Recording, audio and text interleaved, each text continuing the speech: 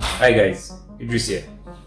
So today we're talking about something very cool. Frozen babies. Of course, Not babies like this. No, embryos. That's where they all started from. That's where you started from.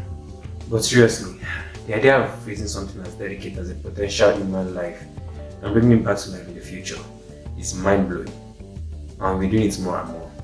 In Europe, about 1 in every 12 children born was as a result of an artificial reproductive technology.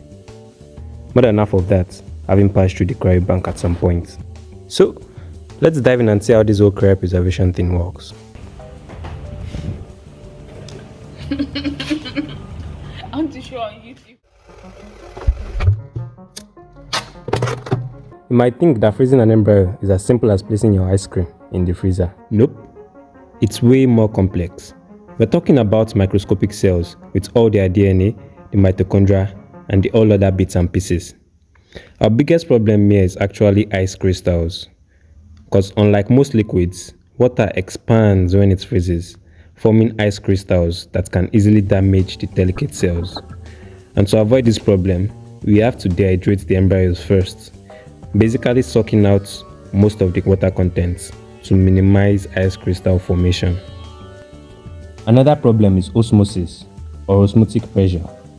Imagine a bottle of Coca-Cola freezing cold, some of its content is already ice. The first sips are super concentrated, right? That's what happens to cells if frozen too slowly. The osmotic pressure built up from the concentration can damage the cell and its membrane. And that's why cryopreservation uses special techniques to ensure everything chills out at the same pace and avoid cell damage or death. To finalize the freezing, embryos are placed on cryo sticks or straws and stored in liquid nitrogen at temperatures less than -190 degrees Celsius. It has not always been like this, but thanks to the fairly recent scientific advancements in cryopreservation, embryo survival rates after freezing are now higher than ever, close to 100%. This allows doctors to confidently recommend freezing of embryos to better synchronize a woman's reproductive cycle, like the thickness of her womb lining to the stage the embryo is at for best chance of attachment. Or just for fertility preservation till whenever the intending parent wants to, actually become a parent. There may be many reasons to consider cryopreserving your embryos.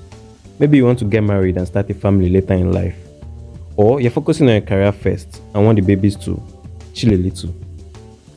Even after a successful IVF cycle, some couples may have extra embryos they want to use for future pregnancies. For women with biological clock ticking, unfortunately it gets much more harder to get pregnant at 39 than it is at 29. Freezing eggs or embryos with a partner allowed them more time for childbearing. Stats have shown that more people now have their first kids in their 30s as compared to, say, some decades ago when early 20s was the common trend.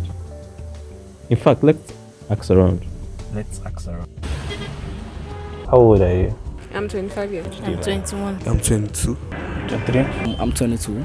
21. How many siblings do you have? 4. I have 4 siblings. 3. 6. 3. I have 2. So there are 3, right? Yes, I'm the last born. The So last one. Do you have kids? Are you married? No. When are you looking to get married? next year. And you'll be how old by then? 23. At what age do you think you get married? In my late 20s, let's say like 27, 28. Say 27, 8. Probably at the age of 26, 27. Like 27, 29. Are you looking to have kids immediately after you marry or once you get married? At least I need like a year or two to even settle down and enjoy the marriage, enjoy my spouse. Not immediately. Not immediately. Yes. Like how many years after? Like maybe 2 years or 3. That would be like 30. No. I'll have to enjoy my wife now a little bit. So like how many years after you get married do you want to? Probably a year or two.